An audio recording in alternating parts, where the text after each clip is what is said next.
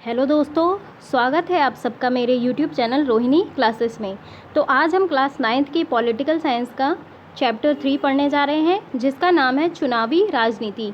तो इस चैप्टर में हम ये देखेंगे कि चुनाव क्यों होते हैं, चुनाव जो होते हैं ज़रूरी क्यों होते हैं, प्रत्येक 5 वर्ष में चुनाव क्यों होते हैं, है ना, और जो चुनाव हमारे देश में होते हैं क्या वे लोकतांत्रिक रूप से होते हैं। तो इन सब चीज़ों के बारे में हम स्टडी करेंगे। तो देखिए, ये चैप्टर जो है एग्ज़ाम पॉइंट ऑफ व्यू से बहुत इंपॉर्टेंट है और बहुत क्वेश्चन पूछे जाते हैं। मैं आपको इस चैप्टर में बताऊंगी भी कि कैसे कैसे क्वेश्चन आ सकते हैं, और इस चैप्टर के अंत में तो क्वेश्चन दिए हैं वो हम लगाएंगे ही। तो चलिए बिना किसी देरी के स्टार्ट करते हैं। तो देखिए, हमने अध्याय 1 में ये देखा है कि लोकतंत्र के लिए यह ना तो संभव है और ना ही ज़रूरी है कि लोग सीधे शासन करें।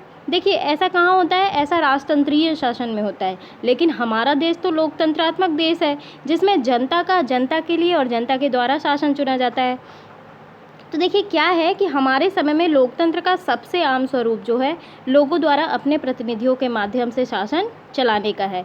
यानी कि शासन कौन चुनता है, जनता चुनती है, क्योंकि प्रत्येक वोट की वैल्यू 1 होती है और वोटिंग के आधार पर जो है वो शासन जो है चुना जाता है। तो इस अध्याय में हम देखेंगे कि किसी लोकतंत्र में प्रतिनिधियों का चुनाव कैसे होता है, और हम ये जो है शुरुआत में यह समझने का प्रयास करेंगे कि लोकतंत्र में चुनाव जरूरी है और उपयोगी है कैसे।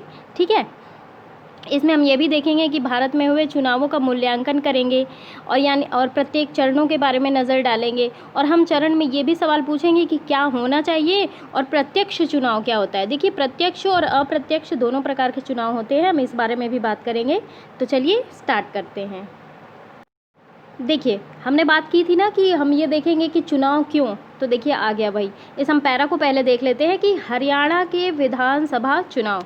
देखिए, आधी रात का समय, उत्सुक भीड़ शहर के चौराहे के पास पिछले 5 घंटे से अपने नेता के आने का इंतज़ार कर रही है। आयोजक भीड़ को बार बार भरोसा दिला रहे हैं कि नेता बस अब आने ही वाले हैं। जब कोई गाड़ी पास से गुजरती तो लोग अपने नेता को देखने के लिए उम्मीद से उठ खड़े होते।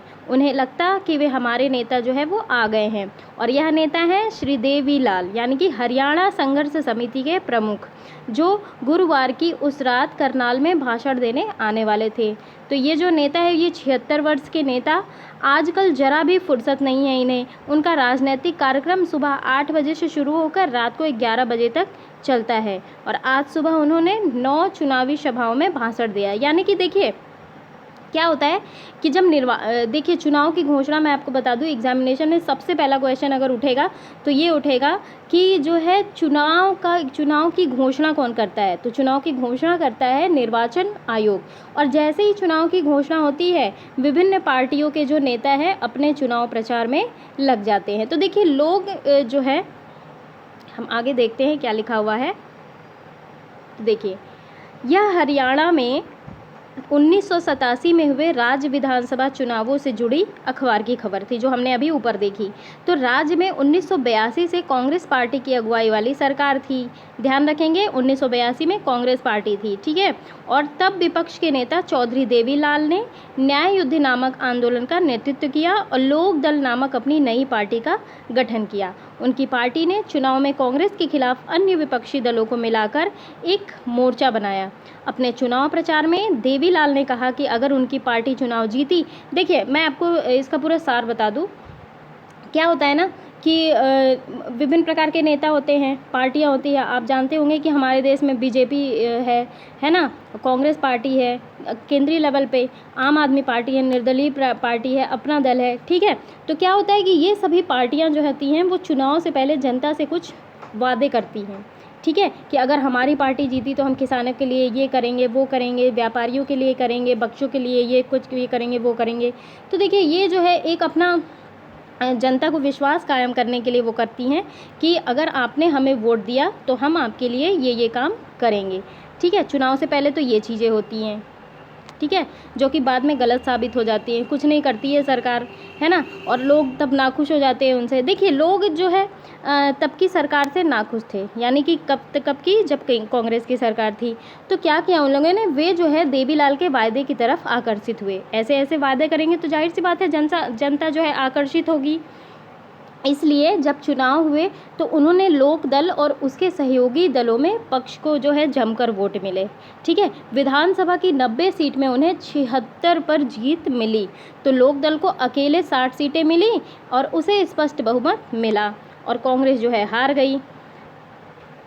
फिर क्या हुआ ये देखिए, तो देखिए चुनावी नतीजों के घोषणा के बाद जो है तत्कालीन सरकार के मुख्यमंत्री पद छोड़ दिया और लोकदल के निर्वाचित विधायकों ने देवीलाल को अपना नेता चुना। तो देखिए इससे क्या प्रदर्शित हो रहा है, इसके बाद जो है वो मुख्यमंत्री बनेंगे, मुख्यमंत्री की शपथ लेंगे, है ना, सरकार के आदेशों का पालन करेंगे और क्या किसके किसके लिए काम करेंगे, छोटे किसान, खेतीहर मजदूर और छोटे व्यापारियों का बकाया ऋण को माफ़ कर दिया उन्होंने। तो बहुत अच्छे अच्छे काम भी किए उन्होंने। तो क्या होता है कि देखिए प्रत्येक 5 वर्ष में मैं बता दूं कि चुनाव क्यों होते हैं। आप लोगों के मन में आता होगा कि ये हर साल में चुनाव क्यों होते हैं। देखिए अगर चुनाव नहीं होंगे प्रत्येक 5 वर्ष में तो हमारे देश में क्या हो जाएगी, तानाशाही। ये होगा कि देखिए सरकार तो हमारी ही है, हम चाहे जो करें, है ना।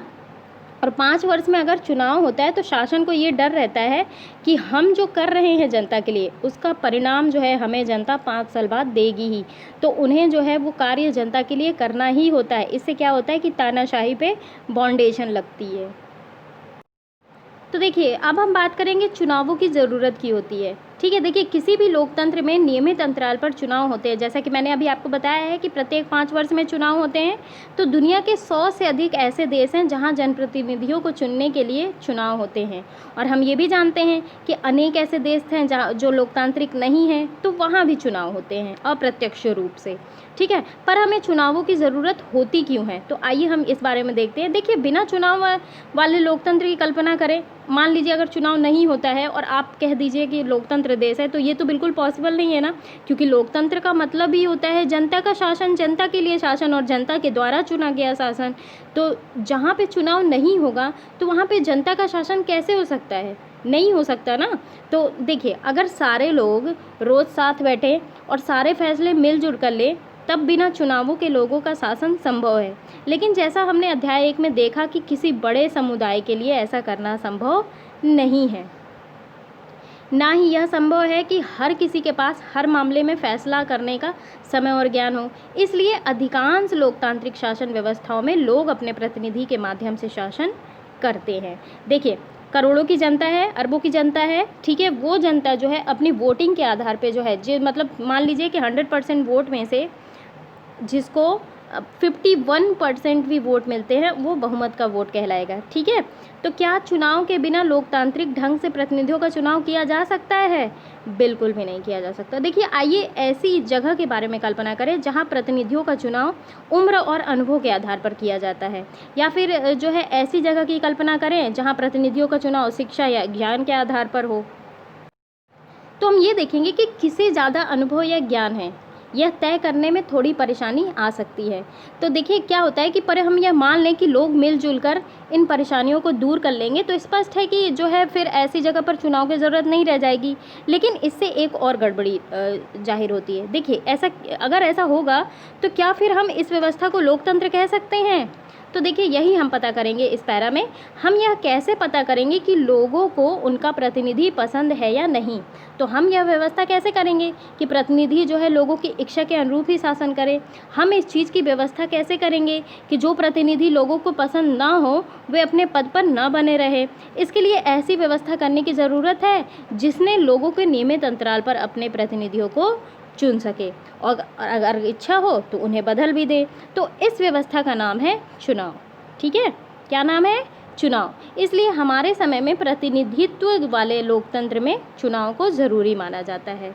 तो देखिए क्या करते हैं कि चुनाव में जो है मतदाता कई तरीके के चुनाव करते हैं। देखिए क्या होता है, सबसे पहला कि वे अपने लिए कानून बनाने वाले चुनाव कर सकते हैं। दूसरी बात, वे सरकार बनाने और बड़े फैसले वाले चुनाव कर सकते हैं। देखिए बात कर रहे हैं चुनाव किस किस प्रकार का हो सकता है। एक तो चुनाव जो है कानून बनाने के लिए हो सकता है, दूसरा सरकार बनाने के लिए बड़े फैसले करने वाले चुनाव, और तीसरा जो है वे सरकार और उसके द्वारा बनने वाले कानूनों के दिशा निर्देश करने वाली पार्टी का चुनाव कर सकते हैं। अब देखिए बहुत अच्छा पॉइंट आ गया कि चुनाव को लोकतांत्रिक मानने का आधार क्या है, कैसे हम मानेंगे कि जो हमारे यहाँ सिस्टम जो है चुनाव का है वो लोकतांत्रिक है। तो इसको हम आइए देख लेते हैं। देखिए क्या है कि चुनाव जो है कई तरीके का हो सकता है। तो लोकतांत्रिक देशों में तो चुनाव होते ही हैं, यहाँ तक कि जो है अधिकांश गैर लोकतांत्रिक देशों में भी किसी न किसी तरीके का चुनाव होता है। ये नहीं कह सकते कि चुनाव नहीं होता है, सिर्फ लोकतांत्रिक देशों में ही चुनाव होता है। तो गैर लोकतांत्रिक देशों में भी चुनाव होता है। तो क्या होता है कि देखिए 100 चुनाव लोकतांत्रिक हुए, इसे जांचने के लिए हम क्या पैमाने यूज़ करते हैं इसमें हम ये देखेंगे। देखिए क्या होता है कि एक बार थोड़ा सा अध्याय 1 की हल्की सी चर्चा कर लेते हैं। अध्याय 1 में क्या था, लोकतंत्र क्या और क्यों। तो देखिए हमने वहाँ पे देखा था कि अनेक देशों के चुनाव के उदाहरण दिए गए थे जिन्हें हम लोकतांत्रिक चुनाव नहीं मान सकते थे। तो आइए वहाँ से हम एक सबक सीखें और याद करें कि लोकतांत्रिक चुनावों के लिए ज़रूरी न्यूनतम शर्त क्या है। देखिए बहुत इंपॉर्टेंट पॉइंट है और एग्ज़ाम में पूछा भी जाएगा, सारे पॉइंट आप ध्यान से पढ़िएगा। देखिए सबसे पहला पॉइंट ये है कि हर किसी को चुनाव करने की सुविधा हो, यानी कि सारी लोगों के पहुंच के पास हो और सबको ये अधिकार प्राप्त हो कि वो चुनाव करने की सुविधा हो। यानी हर किसी को मताधिकार हो, यानी कि मत देने का अधिकार हो, और हर किसी के मत जो है समान मोल हो। मतलब कि एक व्यक्ति की वोट वैल्यू एक है तो प्रत्येक व्यक्ति की वोट वैल्यू एक ही होनी चाहिए। दूसरी बात ये हुई, अगर आपको समझ नहीं आएगा तो प्लीज़ मुझे कमेंट बॉक्स में मेंशन करिएगा, मैं फिर से बता दूंगी आपको। तो दूसरी बात ये कहा गया है कि चुनाव में विकल्प उपलब्ध हों। जैसे आप सभी जानते हैं कि हमारे देश में विभिन्न प्रकार की पार्टियां हैं। मान लीजिए मैं उत्तर प्रदेश का ही उदाहरण लेती हूँ, तो उत्तर प्रदेश में बसपा, सपा है ना, अपना दल, आप पार्टी, ठीक है। तो ये सारी पार्टियां हैं। तो क्या होता है कि विकल्प उपस्थित है हमारे पास कि हम चाहे बसपा को वोट दें, चाहे सपा को वोट दें, चाहे भाजपा को वोट दें, है ना। तो क्या होता है कि पार्टियों और उम्मीदवारों को चुनाव में उतरने की आज़ादी हो और वे जो है मतदाताओं के लिए विकल्प पेश करें। तीसरी बात क्या आती है, तीसरी बात ये आती है कि चुनाव का अवसर जो है वो नियमित अंतराल पर मिलता रहे। आप सभी जानते हैं कि प्रत्येक 5 वर्ष में चुनाव होते हैं और अभी हमारे यहाँ चुनाव होने वाले हैं 2022 में उत्तर प्रदेश में मुख्यमंत्री का चुनाव। तो क्या होता है कि चुनाव के अवसर जो है नियमित अंतराल पे हो और नए चुनाव जो है कुछ वर्षों में ज़रूर कराए जाने चाहिए, अवश्य से अवश्य रूप में। मैंने आपको बताया कि यदि चुनाव नहीं होगा नियमित अंतराल पे तो क्या होगा, तानाशाही आ जाएगी। चौथी बात क्या है, चौथी बात ये है कि लोग जिसे चाहे वास्तव में चुनाव उसी का होना चाहिए। आप किसी के ऊपर प्रेशर डाल के नहीं कह सकते हैं कि हमें ही वोट दीजिए, नहीं तो हम आपके साथ ऐसा करेंगे वैसा करेंगे। देखिए मत का अधिकार जो है एक प्रकार से अपना अधिकार है, हम उस अधिकार का खुद यूज़ करें तो ज़्यादा बेटर होगा। इसी से जो है एक सुंदर देश का निर्माण होता है। आप किसी प्रेशर में आके मताधिकार का यूज़ नहीं कर सकते हैं। देखिए पांचवी बात क्या आ गई, पांचवी बात ये आ गई कि चुनाव जो है वो स्वतंत्र और निष्पक्ष ढंग से कराए जाने चाहिए। ऐसा नहीं है, बहुत सारे न्यूज़ चैनलों में आता है कभी कभी जब चुनाव होते हैं तो क्या होता है कि बॉक्सेस बदल दिए गए, वोट के जो वोटिंग्स हैं वो बदल दी गई है ना। अभी भाजपा के ऊपर भी जो है आरोप लगाया जा रहा था कि उन्होंने जो है बॉक्सेस चेंज किए और जो है इस वजह से वो जीती है। ईवीएम मशीन में जो है गड़बड़ घोटाला किया गया है। तो ऐसा चुनाव नहीं होना चाहिए। चुनाव जो होता है वो होना चाहिए स्वतंत्र और निष्पक्ष, बिना किसी का पक्ष लिए हुए चुनाव कराए जाने चाहिए, जिससे लोग सचमुच अपनी इच्छा जो है वो चुनाव में कर सके व्यक्ति को। तो देखिए ये शर्तें बहुत आसान और सरल लग सकती हैं, लेकिन अनेक देश ऐसे हैं जहां चुनावों में इन शर्तों को जो है भी पूरा नहीं किया जाता है। मैंने आपको बताया ना कि बहुत सारे ऐसी चीज़ें हैं जो नहीं पूरी की जाती। तो इस अध्याय में हम अपने देश में हुए चुनावों पर भी ये शर्तें लागू करके यहाँ जानने का प्रयास करेंगे कि हमारे यहाँ चुनावों को लोकतांत्रिक कहा जा सकता है या नहीं कहा जा सकता है। आइए अब हम ये भी देखते हैं। देखिए अब आया पैरा कि क्या राजनीतिक प्रतिद्वंदिता अच्छी चीज़ है। राजनीतिक प्रतिद्वंदिता का मतलब राजनीतिक प्रतियोगिता। प्रत्येक पार्टियों में प्रतियोगिता होती है, प्रतियोगिता ही तो होती है एक प्रकार की कि कौन सी पार्टी जीतेगी कौन सी पार्टी हारेगी, तो ये एक प्रकार का प्रतियोगिता ही हो गया। तो आइए देखें हम इस बारे में। तो देखिए इस प्रकार हम ये पाते हैं कि चुनाव का मतलब राजनीतिक प्रतियोगिता या प्रतिद्वंदिता है। तो ये जो है प्रतियोगिता कई तरीके का रूप ले सकती है। तो सबसे स्पष्ट तौर पर हम ये देखेंगे कि राजनीतिक पार्टियों के बीच प्रतिद्वंदिता क्या होता है ना कि निर्वाचन क्षेत्रों में इसका स्वरूप उम्मीदवारों के बीच प्रतिद्वंदिता का हो जाता है, और अगर जो है प्रतिद्वंदिता नहीं रहे तो चुनाव बेमानी हो जाएंगे। और यही जो है, यही प्रतियोगिता करने के लिए लोग जो है घरों घरों में जाते हैं कि हम आपके गांव को ऐसे विकसित कर देंगे, हम अपने राज्य को ऐसा विकास करेंगे, हम किसानों के लिए ये करेंगे वो करेंगे, हम विद्यार्थियों के लिए ये करेंगे वो करेंगे। ये क्या है? ये एक प्रतिद्वंदिता ही तो है कि प्रत्येक राजनीतिक पार्टी, आप देखते होंगे कि जब चुनाव का टाइम आता है तो प्रत्येक राजनेता जो है वो हमारे आसपास के ज़िलों में या फिर हमारे ही ज़िलों में बहुत ज़्यादा दिखाई देते हैं, और जब चुनाव हो जाता है तो ये सब गायब हो जाते हैं। क्यों भैया गायब हो जाते हैं? क्या करते हैं ये अपने चुनाव का प्रचार प्रसार करते हैं ताकि इनकी पार्टी को वोट मिले। लेकिन जो है देखिए, क्या राजनीतिक प्रतिद्वंदिता का होना अच्छी चीज़ है? चुनावी प्रतिद्वंदिता में जो है कुछ स्पष्ट नुकसान हमें जो है दिखाई ही देते हैं। कैसे दिखाई देते हैं ये भी हम देखते हैं। देखिए क्या होता है कि इससे हर बस्ती, हर घर में बंटवारे जैसी स्थिति हो जाती है। आपने भी अपने इलाके में सुना होगा कि लोग जो है पॉलिटिक्स के फैसले की जो शिकायत कर रहे हैं। विभिन्न दलों के लोग, नेता और अक्सर एक दूसरे के खिलाफ आरोप लगाते हैं। पार्टियां और उम्मीदवार चुनाव जीतने के लिए तरह तरह के हथकंडे अपनाते हैं, है ना। मैंने तो बहुत देखा है अपने गांव में भाई, आप लोगों ने भी देखा होगा। तो कुछ लोगों का ये कहना है कि चुनावी दौड़ जो है जीतने का यह दबाव सही किस्म की दीर्घकालीन राजनीति को पनपने नहीं देता, और समाज और देश की सेवा करने की चाह रखने वाले कई अच्छे लोग भी इन्हीं कारणों से चुनावी मुकाबले में नहीं उतरते।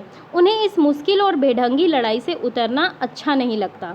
तो देखिए क्या होता है कि हमारे संविधान निर्माता इन समस्याओं के प्रति जो है सचेत थे। मैंने आपको बताया था कि जब संविधान का निर्माण हो रहा था तो जो भी समस्याएं आ रही थी उनके प्रति जो है हमारे संविधान में जितने भी मेंबर्स थे वे सचेत थे इसके प्रति। फिर भी उन्होंने भविष्य के नेताओं के चुनाव के लिए मुक्त चुनावी मुकाबले का ही चयन किया। उन्होंने ऐसा इसलिए किया क्योंकि दीर्घकालिक रूप जो है यह व्यवस्था बेहतर काम करती है, और एक आदर्श दुनिया में ही सभी राजनीतिक नेताओं को मालूम होता है कि लोगों का हित किन चीज़ों में है। ये भी होता है कि ये सभी नेता जो है लोगों की सेवा की प्रेरणा से ही राजनीति में आते हैं, पर असल जीवन में ऐसा नहीं होता। आपने देखा होगा कि क्या असल जीवन में ऐसा होता है? क्या प्रत्येक नेता जो है लोगों की सेवा की प्रेरणा के लिए राजनीति में आते हैं? लोग सिर्फ अपने फ़ायदे के लिए जो है राजनीति में आज उतर रहे हैं। मैं बता रही हूँ कि आज की राजनीति जो है इतनी भद्दी हो चुकी है कि लोग राजनीति में जाना पसंद नहीं करते हैं। दुनिया भर में सभी नेताओं को अन्य पेशों के लोगों के जो है समान आगे बढ़ने की, अपना करियर बनाने की चिंता होती है। वे देश के लिए थोड़ी ना आते हैं, वे अपना करियर देखते हैं जो है राजनीति में, इसलिए वे सत्ता में बने रहना चाहते हैं। वे सत्ता में बने रहना चाहते हैं और अपने लिए बड़ी बड़ी कुर्सी और ज़्यादा से ज़्यादा अधिकार पाना चाहते हैं। लेकिन पहले यह राजनीति का मतलब नहीं हुआ करता था। हमारा देश जब स्वतंत्र था तो हमारे देश के जितने भी फ्रीडम फाइटर्स थे, जितने भी राजनीति में लोग थे, वे जनता के लिए मतलब जो है हर हद से गुजर कर जो है वो अपने देश की रक्षा, देश के विकास के लिए कार्य करते थे। लेकिन आज बिल्कुल जो है राजनीति का अर्थ जो है बिल्कुल चेंज हो चुका है। ज़्यादा से ज़्यादा ये लोग अधिकार पाना चाहते हैं, है ना। और ये होता है कि हम 5 साल के लिए बने हैं तो हम जितना पैसा बना सकते हैं, है ना, वो देश के लिए नहीं, देश के विकास के लिए नहीं, उनकी जेब में जाता है। तो क्या होता है कि ये भी संभव है कि उनके अंदर जो है लोगों की मदद करने की भावना हो, पर उन्हें यह मालूम ना हो कि यह काम कैसे किया जा सकता है। ऐसे भी कुछ लोग होते हैं, है ना। या फिर ये भी हो सकता है कि उनके मन में जो विचार हो उनका लोगों की ज़रूरत या स्थानीय स्थितियों से मेल ही ना बैठे। देखिए ऐसे में हम क्या करते हैं, ऐसे में हम इन वास्तविकताओं का सामना जो है कैसे कर सकते हैं। तो एक तरीका तो है कि राजनेताओं के ज्ञान और चरित्र में बदलाव और सुधार लाने का है। दूसरा और ज़्यादा व्यवहारिक तरीका ये है कि हम ऐसी व्यवस्था बनाएं जिसमें लोगों की सेवा करने वाले राजनेताओं को पुरस्कार मिले। देखिए मैं आपको एक बात बता दूं, दिल्ली की केजरीवाल सरकार इतना उम्दा कार्य करती है। जैसा कि आप सभी जानते हैं कि इस समय जो है कोविड-19 का बहुत भयंकर प्रकोप चल रहा है। इस समय जो है दिल्ली की गवर्नमेंट इतना अच्छा कार्य कर रही है, चाहे जिस भी फील्ड में हो। मैं ये नहीं कहूँगी कि कोई एक फील्ड, चाहे जो भी फील्ड हो, अरविंद केजरीवाल जो है बहुत अच्छा काम कर रही है। आप लोग भी अपना कमेंट बॉक्स में ज़रूर बताइए कि आपको कहाँ के मुख्यमंत्री का कार्य बहुत अच्छा लगता है। प्लीज़ कमेंट बॉक्स में ज़रूर मेंशन करिएगा। तो देखिए क्या होता है कि उन्हें पुरस्कार मिले जो लोगों के लिए कार्य करें, और ऐसा ना करने वालों को दंड मिले। तो इस पुरस्कार या दंड का फैसला कौन करता है? इनका सीधा सीधा सा जवाब ये है कि लोग करते हैं। कैसे करते हैं? अब आती है बात चुनाव की। चुनाव में क्या होता है कि जो लोगों के लिए कार्य करते हैं उन्हें जनता तो फिर से जिता देती है, लेकिन जो जनता के लिए कोई कार्य नहीं करते उन्हें क्या करती है जनता जो है उन्हें ही हरा देती है। तो यही होती है चुनावी प्रतिद्वंद्विता। तो चुनावी प्रतिद्वंद्विता का यही अर्थ है। नियमित चुनावी मुकाबले का लाभ जो है राजनीतिक दलों और नेताओं को मिलता है। वे जानते हैं कि अगर उन्होंने लोगों की इच्छा के अनुसार मुद्दों को उठाया तो उनकी लोकप्रियता बढ़ेगी और अगले चुनाव में उनकी जीत की संभावना भी बढ़ेगी। लेकिन यदि वे अपने कामकाज से मतदाताओं को संतुष्ट करने में असफल रहते हैं तो वे अगला चुनाव नहीं जीत सकते। अगर अच्छा, अभी आप देख पा रहे होंगे कि 2022 में जैसे उत्तर प्रदेश का चुनाव होना है, तो मैं आपको बता दूं कि अभी कैसी कैसी घोषणाएं होंगी।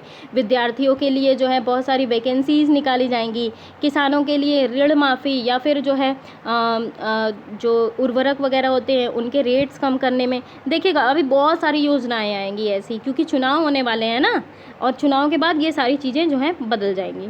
तो क्या होता है कि इस तरीके के जो है कोई भी राजनीतिक पार्टी सिर्फ सत्ता में आने की इच्छा से ही आगे आई है, तो भी उसे मजबूरन जनता की सेवा करनी होगी। तो जो है कुछ इसी ढंग से बाजार काम करता है। भले ही कोई दुकानदार सिर्फ अपने फ़ायदे के लिए सोचता हो, उसे मजबूरन ग्राहक को अच्छा सौदा देना ही पड़ता है। भाई हम अच्छा सौदा देंगे, हम थोड़ा सा कंसेशन देंगे, तभी तो जनता जो है वो हमारे यहाँ जो है चीज़ें खरीदने आएंगी। तो अगर वह ऐसा नहीं करता तो क्या होता है, ग्राहक दूसरी दुकान देखेगा, क्योंकि प्रतिस्पर्धा के क्षेत्र में तो जनता तो कहीं भी जा सकती है जहाँ उसका फ़ायदा होगा। तो ठीक इसी तरीके से जो है वो राजनीति भी काम करती है। तो ऐसे में क्या हुआ कि कुछ भेदभाव पनपे और लोगों में जो है आपसी मनमुटाव पैदा हो, लेकिन आखिरकार इससे राजनीतिक दल और उसके नेता जो है लोगों की सेवा करने के लिए बाध्य होते हैं। ये देखिए कार्टून में बहुत अच्छा प्रदर्शित किया गया है नेताओं के वादों के अनुरूप जो है। ये देखिए, मेरे पास वोट है, जनता बोल रही है, मेरे पास योजनाएं हैं, घोषणाएं हैं, वादे हैं, नेता बोल रहा है वोट दो। अब ये देखिए कितने सारे प्रोमिसेस का पिटारा लेके चल रहे हैं। तो बहुत अच्छी चीज़ दिखाई गई है इसमें। तो अब बात करेंगे चुनाव की हमारी प्रणाली क्या है, क्या प्रणाली हम यूज़ करते हैं और कैसा चुनाव होता है, तो हम इस बारे में देखेंगे। तो देखिए क्या होता है कि क्या हमारे देश में होने वाले चुनाव लोकतांत्रिक हैं? इस सवाल का जवाब देने के लिए आइए ये देखें कि भारत में चुनाव होते किस तरीके के हैं। हमारे यहाँ लोकसभा और विधानसभाओं के चुनाव प्रत्येक 5 वर्ष बाद होते हैं। तो 5 साल बाद सभी चुने हुए प्रतिनिधियों का कार्यकाल समाप्त हो जाता है और लोकसभा और विधानसभाएं भंग हो जाती हैं। तो फिर भी जो है चुनाव क्षेत्रों में एक ही दिन या फिर एक छोटे अंतराल में अलग अलग दिन चुनाव होते हैं और इसे आम चुनाव कहते हैं। तो कई बार सिर्फ जो है एक क्षेत्र में चुनाव होता है। आगे देखते हैं, जो किसी एक सदस्य की मृत्यु या इस्तीफे से खाली हुआ होता है तो उसे कहते हैं उपचुनाव। तो उपचुनाव के बारे में एग्जामिनेशन में पूछ लिया जाता है कि उपचुनाव क्या होता है। तो जब किसी एक व्यक्ति के वजह से पद खाली होता है या फिर उसकी मृत्यु या इस्तीफे की वजह से तो उसका पद जो है वो खाली हो जाता है, तो इस बिहाफ में जो है उपचुनाव होता है। ठीक है, अब बात करेंगे चुनाव क्षेत्र। तो देखिए आपने ये पढ़ा, हमने सबसे पहले देखा कि हरियाणा के लोगों ने चुनाव में जो है 90 विधायकों को चुनाव किया और संभव है कि आपने सोचा हो कि उन्होंने ऐसा कैसे किया होगा। क्या हरियाणा के हर व्यक्ति सभी 90 विधायकों के लिए वोट देता है? तो आपको ये शायद मालूम नहीं होगा। ये देखिए संसदीय क्षेत्र की बात करते हैं, तो गुलबर्गा देखिए, ये देखिए ये सीटों का यहाँ जो है ये बंटवारा है। ठीक है, 41 और ये गुरमितकल में 39। तो देखिए क्या है, ये लिखा भी हुआ है, हम ये देख लेते हैं कि गुलबर्गा लोकसभा निर्वाचन क्षेत्र की सीमा और जो है गुलबर्गा कलाबुर्गी जो है ज़िले की सीमा में अंतर है। ठीक है, तो देखिए शायद ये आपको मालूम होगा कि जो है ऐसा नहीं होता। अपने देश में हम क्षेत्र विशेष पर आधारित प्रतिनिधित्व प्रणाली से जो है काम करते हैं। चुनाव के उद्देश्य से देश को अनेक क्षेत्रों में बांट लिया जाता है, इसे कहते हैं निर्वाचन क्षेत्र। आप ये भी देखे होंगे कि जब चुनाव अनाउंस होता है निर्वाचन आयोग के द्वारा तो प्रत्येक ज़िले में जो है अलग अलग दिन चुनाव होते हैं, एक ही दिन हर जगह चुनाव नहीं हो जाता है। तो जो है क्या करते हैं, देखिए हम इसके बारे में समझने की कोशिश करते हैं कि एक क्षेत्र में रहने वाले मतदाता अपने एक प्रतिनिधि का चुनाव करते हैं। और लोकसभा चुनाव के लिए देश को 543 निर्वाचन क्षेत्रों में बांटा जाता है और हर क्षेत्र से चुने गए प्रतिनिधियों को संसद सदस्य कहते हैं। तो लोकतांत्रिक चुनाव की एक विशेषता ये भी है कि हर वोट के बराबर मूल्य, और इसीलिए हमारे संविधान में यह व्यवस्था है कि हर चुनाव क्षेत्र में मतदाताओं की संख्या काफ़ी हद तक एक समान हो। तो इसी प्रकार जो है प्रत्येक राज्य को उसकी विधानसभा सीटों के हिसाब से भी बांटा जाता है, जैसे लोकसभा सीटों में बांटा जाता है। तो इन सीटों से निर्वाचित प्रतिनिधियों को विधायक कहते हैं, उसमें संसद कहते थे लोकसभा के, और विधानसभा में विधायक कहते हैं। और प्रत्येक संसदीय निर्वाचन क्षेत्र में जो है विधानसभा के कई निर्वाचन क्षेत्र आते हैं। पंचायतों और नगर पालिकाओं के चुनावों में भी यही तरीका अपनाया जाता है। तो प्रत्येक पंचायत को कई वार्डों में बांटा जाता है। अभी आप जान रहे होंगे कि नवंबर दिसंबर में जो है पंचायत के चुनाव होने वाले हैं, तो छोटे छोटे निर्वाचन क्षेत्र में बांटा जाता है और प्रत्येक वार्ड से पंचायत या नगर पालिका के लिए एक सदस्य का चुनाव होता है। तो कई बार जो है निर्वाचन क्षेत्र को सीट भी कहा जाता है, क्योंकि हर क्षेत्र में जो है संसद या फिर विधानसभा की एक सीट का प्रतिनिधित्व करता है। और इसलिए हम जब कहते हैं कि लोक दल ने हरियाणा की 60 सीटें जीती, इसका मतलब ये है कि विधानसभा के 60 निर्वाचन क्षेत्रों से लोक दल के 60 लोग जीतकर जो है वो विधानसभा में पहुँचे। अब एक और इम्पॉर्टेंट बात आ जाती है। अब ये बात आ जाती है कि अब ये आरक्षित निर्वाचन क्षेत्र क्या होते हैं। निर्वाचन क्षेत्र तो हमने देख लिया, आरक्षित निर्वाचन क्षेत्र क्या होते हैं। देखिए, हमारा संविधान जो है प्रत्येक नागरिक को अपना प्रतिनिधि चुनने और जनप्रतिनिधि के तौर पर चुने जाने का अधिकार देता है। हमने ये सब चीज़ें देख ली, लेकिन क्या होता है कि हमारे संविधान निर्माताओं को चिंता थी कि संभव है कि जो है खुले चुनावी मुकाबले में कुछ कमज़ोर समूहों के लोग विधानसभा और लोकसभा में पहुंच नहीं पाए। संभव है कि जो है चुनाव लड़ने और जीतने लायक ज़रूरी संसाधन, शिक्षा और संपर्क उनके पास हो ही ना। उन्हें ये भी चिंता थी। तो उन लोगों ने क्या किया कि संसाधनों वाले प्रभावशाली लोग उनको चुनाव जीतने से रोक भी सकते थे। अगर ऐसा होता तो संसद और विधानसभाओं में हमारी आबादी के एक बड़े हिस्से की आवाज़ ही नहीं पहुंच पाती। तो क्या हम इसे बहुमत कह सकते थे? नहीं कह सकते थे। तो इससे हमारे लोकतांत्रिक प्रतिनिधित्व का शरीर जो है कमज़ोर होगा और यह व्यवस्था जो है कम लोकतांत्रिक होगी। इसीलिए हमारे संविधान निर्माताओं ने जो है कमज़ोर वर्गों के लिए आरक्षित निर्वाचन क्षेत्र की विशेष व्यवस्था सोची, और इसी कारण कुछ चुनाव क्षेत्र अनुसूचित जातियों के लोगों के लिए आरक्षित हैं, तो कुछ क्षेत्र जो है अनुसूचित जनजाति के लोगों के लिए। तो अनुसूचित जाति के लिए आरक्षित सीट केवल अनुसूचित जाति के ही व्यक्ति चुनाव पर जो है वो लड़ सकता है। ठीक है, इसे कहते हैं आरक्षित क्षेत्र। जैसे मान लीजिए अनुसूचित जाति का क्षेत्र है, तो अनुसूचित जाति का ही व्यक्ति वहाँ पे चुनाव लड़ सकता है, इसे कहते हैं आरक्षित क्षेत्र। ठीक है, और अगर अनुसूचित जनजाति के लिए आरक्षित क्षेत्र है तो वहाँ पे अनुसूचित जनजाति के क्षेत्र का व्यक्ति ही चुनाव लड़ सकता है। और अभी लोकसभा में 84 सीटें अनुसूचित जातियों के लिए और 47 सीटें जो हैं अनुसूचित जनजाति के लिए है। बहुत इंपॉर्टेंट पॉइंट है, ध्यान रखेंगे दोस्तों कि लोकसभा में 84 सीटें अनुसूचित जातियों के लिए और 47 सीटें जो हैं वो अनुसूचित जनजातियों के लिए आरक्षित है। ठीक है, ये स्थिति है 26 जनवरी 2019 की स्थिति, और ये सीटें पूरी आबादी में इन समूहों के हिस्से का अनुपात है।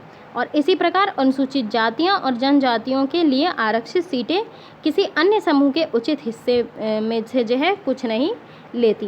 तो देखिए, कमज़ोर समूहों के लिए आरक्षण की व्यवस्था जो है बाद में जिला और स्थानीय स्तर पर भी लागू की गई।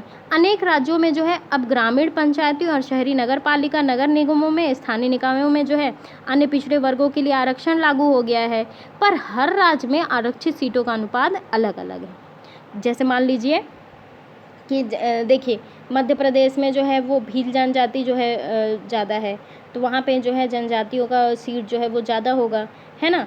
और हमारे उत्तर प्रदेश में अनुसूचित जाति का क्षेत्र ज़्यादा है, तो यहाँ पे अनुसूचित जाति का जो है सीट ज़्यादा होगा। ऐसे होता है सिस्टम। अब ये देख लीजिए, ये हम पूरा भारत का मैप में देखेंगे कि कुल जो है लोकसभा की सीट है 543, सामान्य जो है 412, 84 जो आपको रेड सिग्नल से दिख रहे होंगे ये अनुसूचित जाति के क्षेत्र हैं, और जो भी ग्रीन से सिग्नल दिख रहे होंगे वो अनुसूचित जनजाति के क्षेत्र। तो अनुसूचित जाति हैं 84, अनुसूचित जनजाति के हैं 47। मैप में कुछ और भी चीज़ें दी गई हैं, जैसे राज्य और निर्वाचन क्षेत्र, ये आप देख लेंगे, ठीक है। और इसमें जो है लोकसभा की सीटों में 1/3 सीट जो है वो महिलाओं के लिए भी रिज़र्व की गई है, ये भी ध्यान रखेंगे आप। तो चलिए, बहुत लंबा चैप्टर है और अगर आज ही सारा पढ़ लेंगे तो हमारे दिमाग से हैंग होने लग जाएगा। तो आधा जो है चैप्टर हम पार्ट 2 में देखेंगे। तो प्लीज़ गाइज़, कैसा लगा मेरा ये वीडियो ज़रूर आप मुझे कमेंट बॉक्स में बताया करो। और आप लोग शेयर करने में बहुत कंजूसी करते हो, बहुत कंजूस हो भाई, ना एक पैसे लगने हैं, तो आप लोग तो प्लीज़ शेयर तो कर ही दिया करो। और गाइज़, लाइक करने में क्या जाता है, बहुत कम लाइक्स मिलते हैं।